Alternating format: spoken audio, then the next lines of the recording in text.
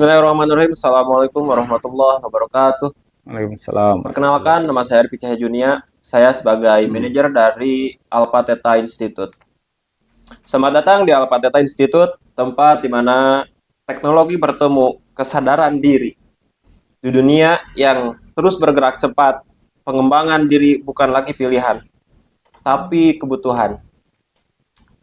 Di sini kita percaya bahwa bertumbuh secara mental, emosional, dan digital adalah kunci untuk bertahan dan berkembang di era modern. Mari kita mulai perjalanan belajar dan transformasi hari ini. Kali ini saya ditemani oleh salah satu tokoh NNLP Indonesia bersertifikat trainer dari Neo NNLP Society. Dalam pertemuan ini akan ada perbincangan kecil seputaran NLP. Langsung saja kita perkenalkan, beliau adalah salah satu tokoh besar itu. Bismillahirrahmanirrahim. Assalamualaikum warahmatullahi wabarakatuh. Perkenalkan, saya Muhammad Nur Samsi, sebagai salah seorang trainer di Neo NLP Society ya. Selain itu juga kita di IBH ya, The Indonesian Board of Hypnotherapy, bergelut di profesional ya, profesional hipnoterapi. Kemudian di Rumah Hipnotis Indonesia mempelajari tentang mesmerisme ya, mesmerisme. Dan kita di sana juga sebagai instruktur ya, instruktur di Rumah Hipnotis Indonesia. Kemudian di mana? Di Alpha Theta Institute ya, Alpha Theta Institute kita lagi mengembangkan konsepsi tentang ruqyah hipnoterapi ya. Mungkin itu aja perkenal singkatnya aja. Jadi kali ini saya akan bertanya kepada Pak Ustadz seputaran NNLP. Masuk ke segmen 1. Apa itu NNLP, Ustadz? NNLP ya, sebenarnya berasal dari NLP aja sih. Ya. Jadi Neuro Linguistic Programming ya. Hanya saja ketika di Indonesia dikembangkan oleh Pak Ian Nurindra, kemudian di depannya dikasih bahasa Neo ya. Jadi ada Neo NLP ya, Neo NLP. NLP sendiri berasal dari N berarti Neuro ya, Neuro Linguistic Programming. Neuro sendiri, neuro itu artinya sel-sel saraf ya, sel-sel saraf dalam otak manusia ya. Jadi di dalam otak kita ya, di dalam otak setiap manusia itu kayak kabel ya. Jadi kayak kabel-kabel yang saling sambung menyambung gitu ya. Dan kabel itulah yang dalam di ilmu-ilmu pemikiran ya, kayak salah satunya NLP, Manpower, Brain Power, itu dikenal dengan bahasa neuron ya, neuron linguistik artinya bahasa, dan programming ya program. Maknanya NLP itu adalah memprogram neuron kita, otak kita gitu ya, saraf-saraf kita dengan menggunakan bahasa-bahasa yang lebih progresif, produktif dan lebih bagus lah gitu. Terus untuk pertanyaan kedua, Ustadz, sejarah singkat dari NLP.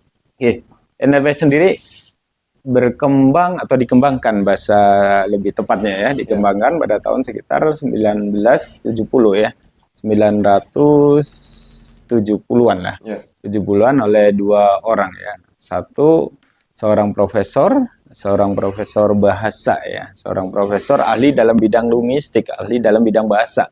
Dia bernama John Grinder ya, Profesor John Grinder dengan seorang mahasiswa. Mahasiswanya bukan mahasiswa bahasa malah dia, tetapi mahasiswa ahli dalam bidang programming ya, seorang programmer lah dari bernama Richard Blunder ya. Dari mahasiswa programmer dengan seorang profesor linguis bahasa, mereka saling bekerja sama, bersinergi, berkolaborasi untuk meneliti awalnya penelitian terhadap 3 orang terapis terkenal saat itu di Amerika ya. Yang pertama terapis Gestalt, dia dengan tokohnya Phil Sparks ya. Para psikolog pasti akan paham tentang konsep psikologi Gestalt ini ya. Lalu mereka berdua juga meneliti tentang atau kepada seorang terapis perempuan ya, luar biasa. Dia konsen di dalam menangani masalah-masalah keluarga, sehingga menamakan terapinya dengan bahasa family therapy. Family therapy adalah Virginia Satir ya. Jadi Virginia Satir seorang family therapy dengan Gestalt gitu ya, si first.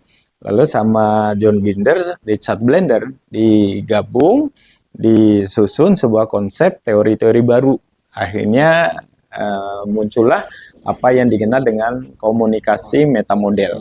Metamodel itu berarti dari Virginia Satir dengan Vespat. Nah, John Ginder sama Richard Blender juga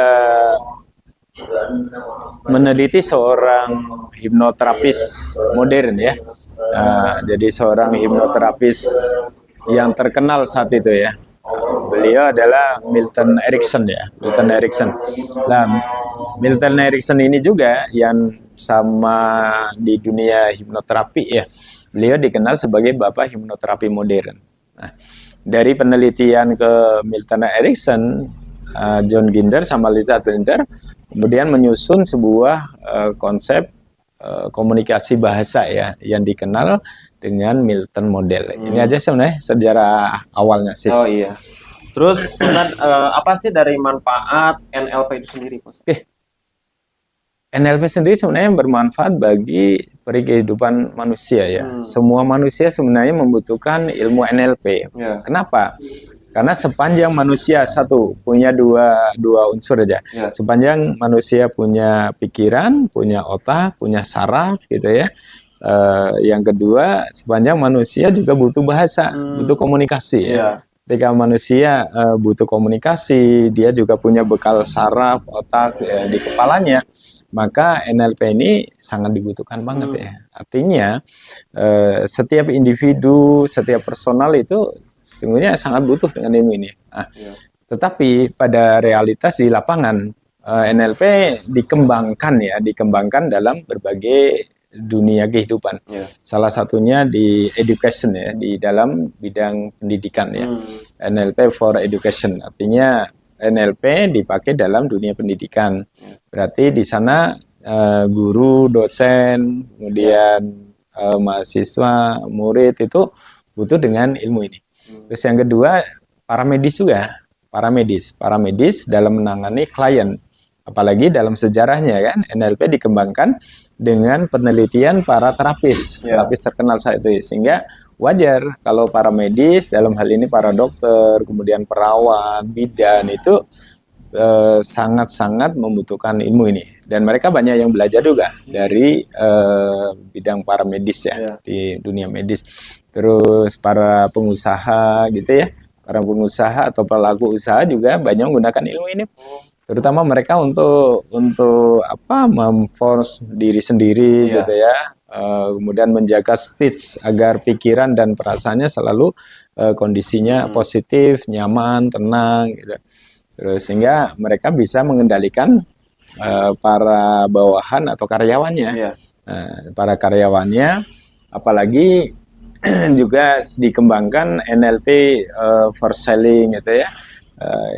Para marketing, para sales, para selling itu banyak membutuhkan ilmu-ilmu ini dan memang sudah diterapin di perusahaan-perusahaan, di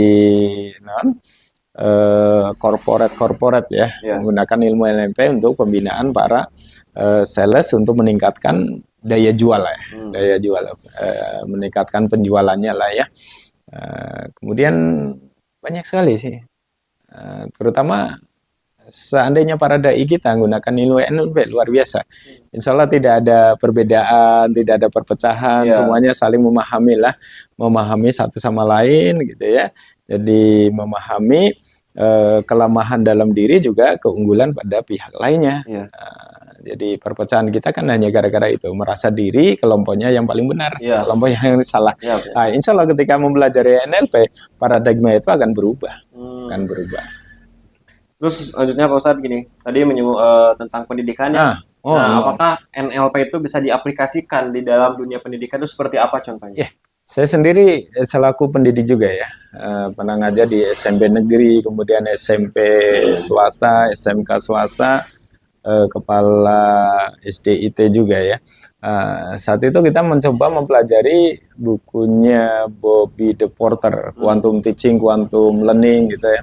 Dalam hal modalitas belajar aja, modalitas belajar yang visual, auditory, kinestetik, olfaktori, gustatori itu sangat susah banget ya, sangat susah mempelajarinya, bahkan lama banget, lama tapi tidak paham-paham, tidak paham-paham. Nah, setelah duduk di bangku di kelas NLP, hanya dalam waktu 5 menit aja, dalam waktu 5 menit kita benar memahami.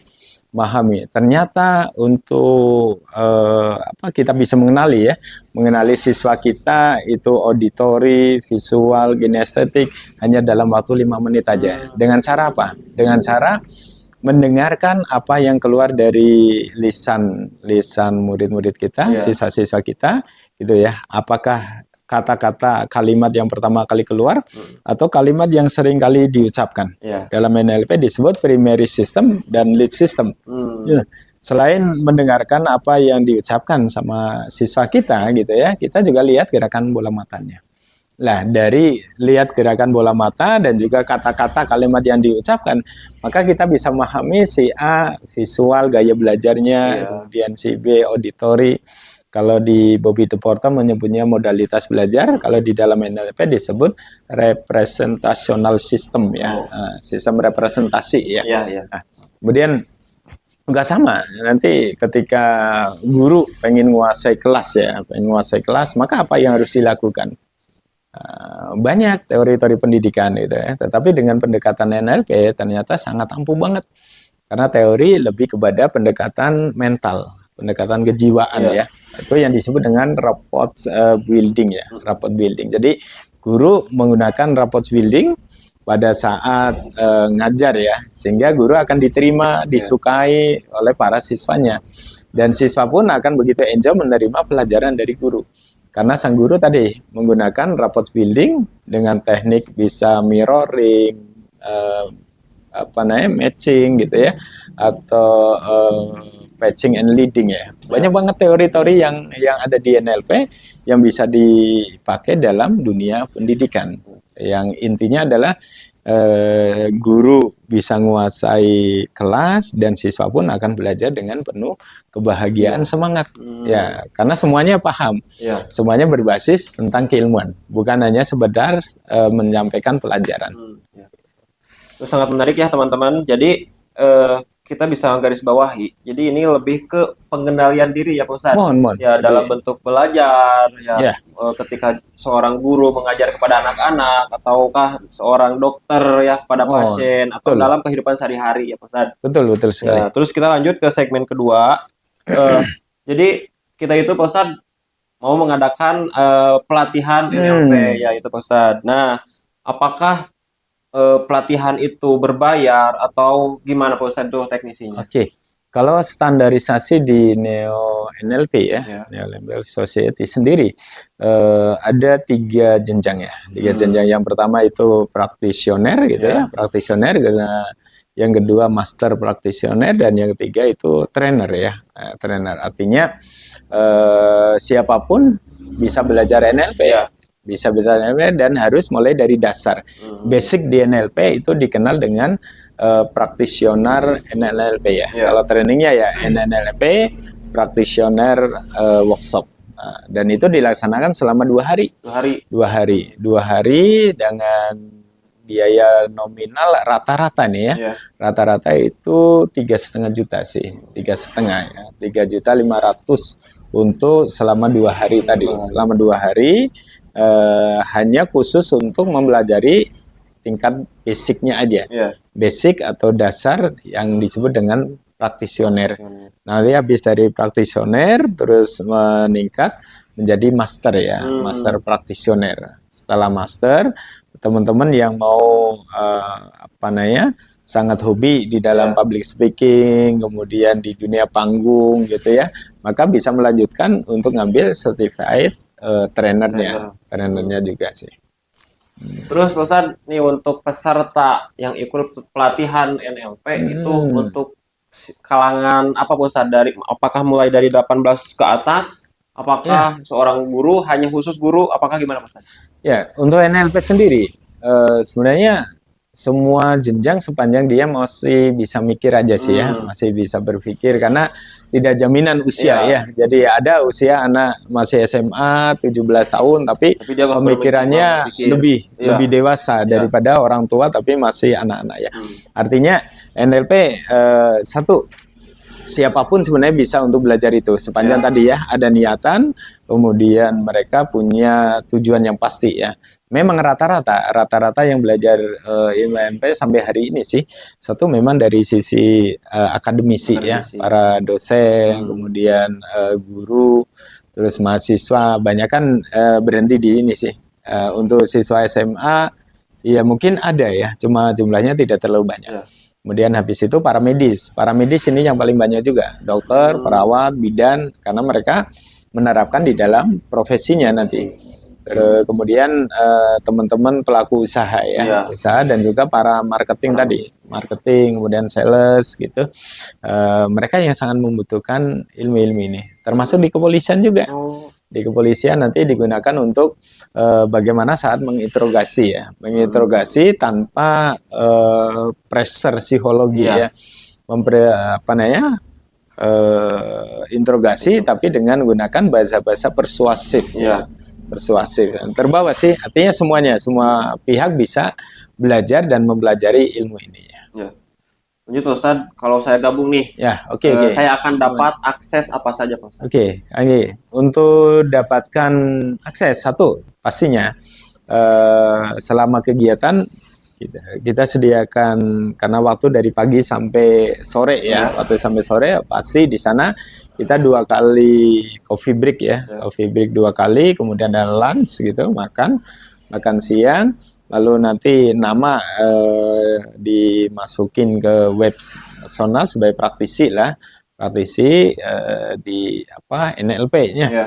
NLP yang selanjutnya akan dapat gelar ya, gelar non akademis memang. Hmm, Walaupun gelar non akademis, tetapi ini diakui oleh dunia, iya. bukan di dunia kampus ya, tapi Iya, internasional.